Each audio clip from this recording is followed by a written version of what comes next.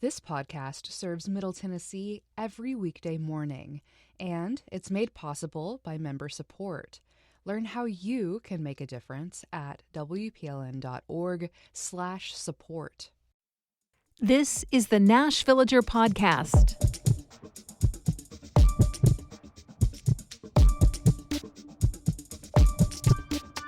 It's October 10th, 2025, the anniversary of a dark moment in mid-state history.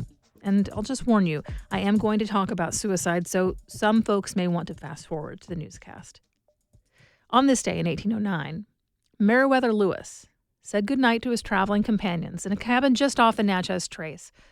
The following morning, he was found dead. His body bore 2 gunshot wounds, one to his chest and one to his head. It was just 3 years after the end of his landmark exploration of the American West with William Clark and the Corps of Discovery. Lewis had been made governor of the Louisiana Territories. But there were questions about the way finances were being handled by his office. He was having difficulty preparing his journals of the Lewis and Clark expedition for the official record. His mental state was a mess. And the paperwork he was taking with him to Washington, D.C. was a mess, too. It seems he was headed for some very difficult conversations about the state of his professional life. It had to have been embarrassing and overwhelming to go so quickly from being hailed as one of the great heroes of the young nation, a personal friend of President Thomas Jefferson, and trusted with one of the most exciting and daunting challenges there could be, to being a failure as a paper pusher once he got a high-profile desk job. By the time he got to the cabin called Grinder's Stand, Lewis had been on the road for about 6 days, traveling with another official and 2 servants, a French man who worked for Lewis and a person enslaved by the other man. When word of his death reached the Lewis family, they accused the French servant of murdering him. But the accounts of his traveling companions suggest that Lewis most likely shot himself. They said he had already attempted suicide 2 other times on the trip. He was showing signs of a deep depression. Some said he was drinking too much. Meriwether Lewis was quickly buried near the site of his death. About 40 years later, the state of Tennessee erected a monument at his grave, featuring a tall column with a broken shaft to symbolize a life cut short. It's about 55 miles southwest of Nashville, just off the Natchez Trace Parkway, and it's maintained, along with a small museum, by the National Park Service. I'm Nina Cardona, and this is your daily digest of what's happening around Middle Tennessee with historical context from Nashville Public Radio, WPLN News. For generations, if people talked about the death of Meriwether Lewis, they generally called it a mystery. Even in the past 20 years, an amateur historian published research trying to make the case that he must have been assassinated. The underlying logic basically boiled down to, he was a great man. He showed so much bravery in other aspects of his life, so he just couldn't have killed himself. But an article by the North Dakota Historical Society makes a really great point. As unwilling as the Lewis family was to consider the idea that their loved one might have died at his own hand, 2 of his closest friends, men who had lived with him for significant periods of his adulthood, had a very different reaction. Both Thomas Jefferson and William Clark found it instantly believable. When Jefferson got the news, he seems to have spent some time reflecting on his dear friend's mental health. The 2 belonged to closely entwined families. When Jefferson represented the nation in Paris, he took Lewis along to be his right-hand man. And what Jefferson remembered after the tragedy of his friend's death was that Lewis had always been prone to deep depressive states. And in fact, he said it was a family trait. Judging by the symptoms Jefferson listed in his writings, modern experts have deduced that the Lewis clan, including Meriwether, was prone to bipolar disorder. We now consider that to be one of the psychiatric conditions most likely to result in suicide attempts, if untreated. And of course, in 1809, there was no effective treatment. But now there is. There are solid treatment options for the full variety of disorders that pose that risk. We understand so much more about how brain chemistry affects mood and self-image, about the ways in which a disease like depression can lie to you and make you think the most harmful thoughts about yourself. Unfortunately, the existence of treatment is not the same as access to that treatment. The effectiveness of our nation's mental health network varies from state to state, and one place you can see that reflected is in our suicide rates. Data released this year by the state of Tennessee shows that the number of people here taking their own lives is on the rise. That's especially true of kids and teens. From 2019 to 2023, the suicide rate in that group shot up by nearly 50%, with an astonishing 80% increase in the portion of that group who died, like Meriwether Lewis did, from a gunshot wound. This is the thing that has always been true, as long as there have been people. If a weapon is around when a person experiences suicidal ideation, the chance of them acting on those thoughts increases exponentially. It's something we see all too often in our military veterans, too. And again, I see such echoes of the Meriwether Lewis story. When you read the accounts of his expedition out west, that was as much a traumatic experience as it was an exhilarating one. They dealt with treacherous weather at times, intense hunger during certain phases of the journey, and dangerous conditions in harsh territory. What's more, Lewis is the only member of the Corps of Discovery who killed another person. When a small group from the Blackfoot Nation attempted to steal from their camp, Lewis was the one to catch the raiders, and he killed one of the younger Native men. He was so terrified that the Blackfoot would try to avenge that death that he forced his group to break camp, get on their horses, and essentially run away as fast as they could, not letting them stop until they were fully a day down the road. Which again suggests Lewis was a likely candidate for a condition closely associated with suicide that we can understand and name now: PTSD. We still see this all too often with veterans who've been wounded or who struggle with complicated emotions about what they experienced in a conflict zone. They can end up with feelings of complex guilt, with intrusive thoughts and memories, an internal bombardment that is just too much to handle without some kind of help.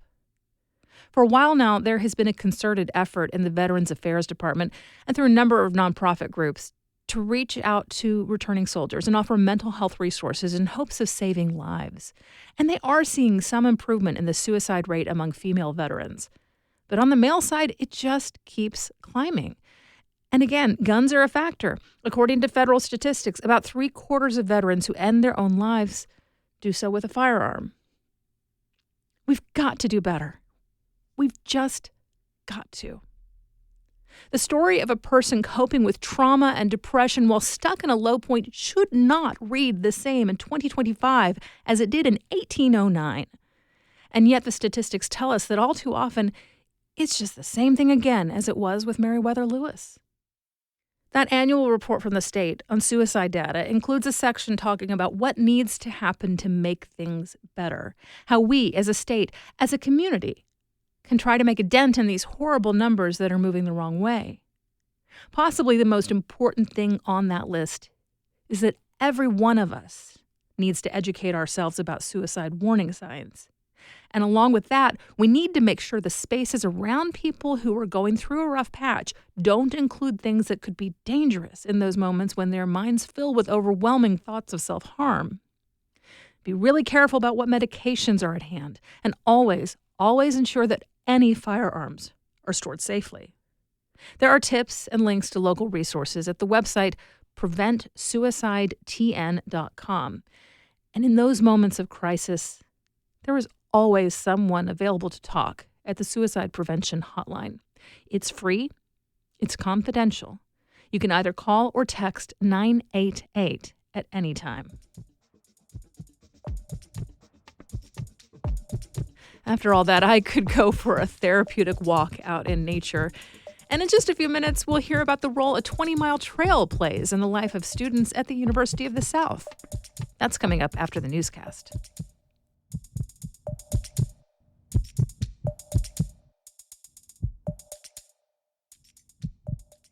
Tennessee's legislature has passed a record-breaking number of anti-LGBTQ laws. I'm Mariana Baca-Yao, and as WPLN's Power and Equity reporter, I focus not only on how marginalized communities contend with those new laws, but how they come together in spite of them. I think what gives me hope is that someone like you is covering this.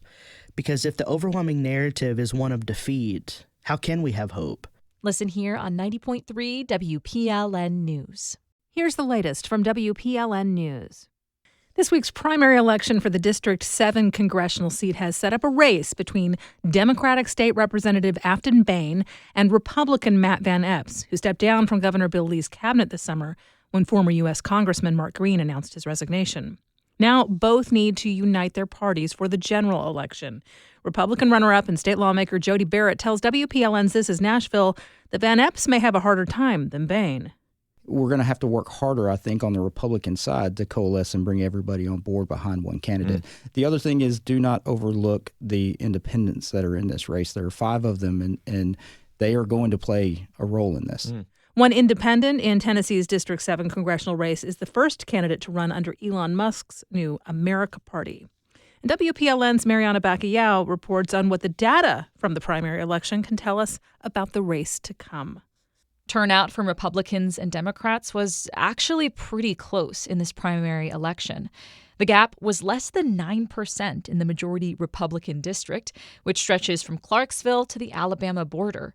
Trump handily won the district in November. The 7th district was changed in 2022 to incorporate parts of Nashville, but has still proven reliably Republican. Last year, voters sent the incumbent Mark Green back to Washington. But of the districts that include Nashville, District 7 came the closest to going blue last year. Democrats see Green's surprise retirement as an opportunity to seize on discontent with the Trump administration and flip the seat. Mariana Baca-Yao, WPLN News. Tennessee Governor Bill Lee and Attorney General Jonathan Skrmetti are declining to comment on the legality of deploying Tennessee National Guard troops to Memphis. Tennessee's constitution limits when the governor can deploy troops outside of a state of emergency. Article 3, Section 5 says it's only allowed in the case of a rebellion or invasion. And even then, it's supposed to get prior approval from the state legislature. The Tennessean reports Lee referred questions on the matter to the AG while speaking with reporters. Then Skrmetti's office declined to comment. Democratic state lawmaker Jeff Yarbrough has also criticized the AG for deleting a 2021 ruling from his predecessor that suggested deploying the Guard absent an invasion or insurrection would violate the state constitution. The Tennessean reports that ruling was pulled down from the AG's website in 2024 as the legislature was voting on authorizing troops to be sent for the southern border in Texas. However, they had already been there for several months. Amid the ongoing federal shutdown, local governments and nonprofits in Tennessee and North Carolina are stepping up to fund operations at Great Smoky Mountains National Park. Many of the park's most popular attractions were closed for the first 3 days of the shutdown, and there was a shortage of key staff. Friends of the Smokies, a nonprofit, is part of the coalition helping to keep it open. Spokesperson Jim Matheny says visiting a national park with no rangers is like visiting Disney World without Mickey Mouse. The local governments and groups supporting Great Smoky Mountains National Park say they can continue doing so for up to 30 days. The man who was wrongly deported to El Salvador this year, then returned to the U.S. and accused of human smuggling, will not appear in a Nashville courtroom today. Last week, a federal judge granted Kilmar Abrego Garcia a chance to gather and present evidence that federal charges against him were illegally vindictive and retaliatory. The conference today was ordered to determine the scope of discovery. Abrego is currently being held in a Pennsylvania ICE facility. Fox 17 reports government officials said they didn't have enough time to transport him to Nashville. The order setting the meeting date was filed last week. The station reports the court may allow the meeting to go on if his lawyers provide him with a transcript. One of the men convicted of running a kickback scheme in the state legislature is trying to stay out of prison.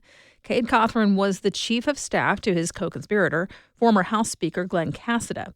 Last month, Cothran was sentenced to 2.5 years in prison plus $37,000 in fines. Much of that amount is his half of the public money Cassada and Cothran pocketed through their scheme.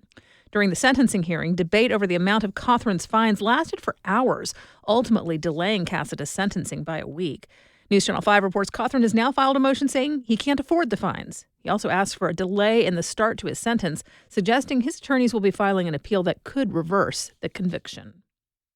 Pride events are more important than ever, says Jeff Ellis. He ran a gay newspaper in the early days of Nashville Pride and says there will always be a need for space and for people to feel seen. Ellis grew up in a small town in West Tennessee. When I was in 6th grade, someone called me a queer. I didn't know what that was. So I looked it up in the dictionary, sent me to the term homosexual, and when I read that, I thought, oh, okay, there are more like me in the world because they didn't talk to me to put me in the dictionary. and it was a really eye-opening experience because I thought, okay, I'm not alone. At some point, I will meet my people. He says he met many of his people through Nashville Pride, which started in 1988. Ellis joined This Is Nashville to talk about the state of pride in Tennessee and fundraising to make up for recent cuts in corporate support. Organizers for Nashville Black Pride, a smaller event going on this weekend, say they've not experienced the same drop in sponsorships, but they also have a much smaller budget. More than 1,000 students, faculty, and staff at Vanderbilt University have signed a petition urging the school not to sign on to what they call Trump's fascist compact. The Trump administration has offered Vanderbilt, along with 8 other top universities across the country, preferential access to federal grants in exchange for agreeing to a sweeping set of campus policies that align with their priorities. Those include adopting the administration's definition of gender, effectively banning trans people from campus bathrooms and women's sports, limiting foreign students to no more than 15% of the student body, and cracking down on protests that block access to campus facilities or heckle other students. The Vandy Grad Workers Union, which organized the petition, held a protest delivering it to the university on Wednesday. When the compact was announced, the school said it looked forward to, quote, carefully reviewing the compact and providing meaningful feedback to the administration. Members of Vanderbilt's Faculty Senate held a special meeting later that day where they adopted a resolution urging the university to reject the compact. A French automotive supplier is laying off 82 workers from a facility in Spring Hill. OP Mobility says the layoffs will be effective by mid-November. The company works to support electric vehicle production lines, among other things, and had announced a $3 million expansion at its Spring Hill site last summer. The layoffs come after General Motors announced hundreds of furloughs and weeks of downtime this fall at its Spring Hill plant. GM expects demand for electric vehicles to tick down with the expiration of a federal tax credit for EVs. You'll find more news anytime at WPLN.org.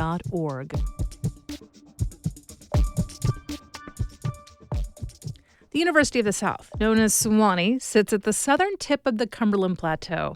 It's often noted as one of the most beautiful college campuses in the country.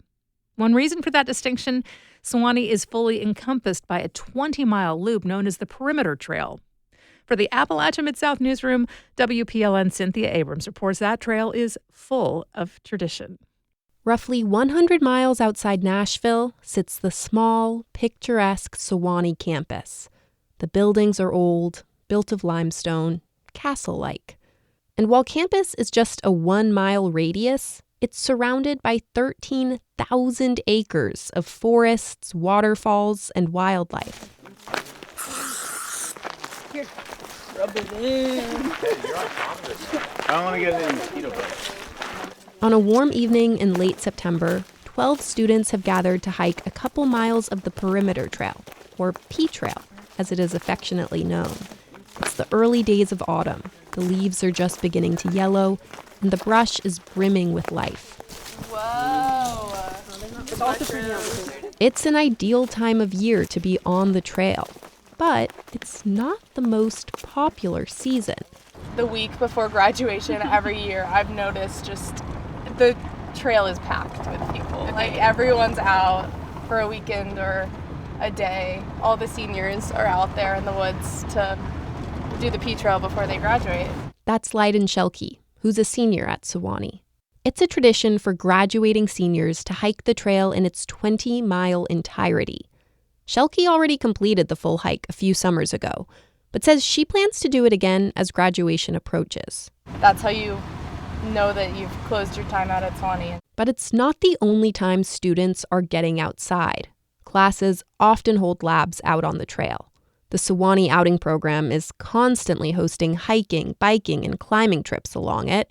And sometimes students, like Sarah Grace Burns, Davidson Landers, and Hannah Barrow, just go out on their own. Like when I'm thinking about going on a run in the afternoon, I kind of almost go through the entire Perimeter Trail in my head and think about, okay, what section do I want to do? My freshman year, I did it with 3 of my friends, and we hiked the whole 20 miles, and we were thinking the whole time, like, my hamburger and Diet Coke I was going to have the whole time. Yeah. Even going on the same trail every time, it's different because, like, I'm different every time. For some students, outdoor access is a big part of why they came to the school in the first place. Like Sanjana Priyanti. Coming from a suburb of Dhaka in Bangladesh, Sewanee was the only school she applied to after seeing it in a YouTube video. The place I grew up, we never really had access to like places like this. So the city all around, and The first time I remember, it was just getting onto this trail for 2 miles hike. It was a section of the P Trail. And I was like, whoa, this is the best thing ever. But she says it's about more than just beauty. When you are in a country where women are not allowed to do whatever they want to do, and you always need to have someone to protect you, you don't really get to do all the stuff you want to do. So coming here, it was like more about getting my freedom. That feeling of freedom, it's not just for the Sewanee community. The Perimeter Trail is open to the public. Later this month, the Nashville Running Company is hosting a race along the full trail. Even though it's not the most popular time for Sewanee students to fulfill their rite of passage, the crunch and changing of the leaves makes fall an inviting time for anyone to head out on the trail. For the Appalachia Mid-South Newsroom, I'm Cynthia Abrams. So that was a local story from our local WPLN reporter, Cynthia Abrams, but shared with our greater region through the Appalachia Mid-South Newsroom, which is a collaboration between stations in 3 states. We do this roundup of Nashville news every weekday. Please consider subscribing on your favorite podcasting app. And thanks so much to all of you who've left 5 stars, a thumbs up, or a review in your app of choice. That little bit of love really does tell the algorithms that more people should hear about us. And of course, everything at WPLN News is listener supported. You can make a donation at WPLN.org. And that's it for today. Thanks so much for listening. Let's make this day a good one, and we'll catch back up next week.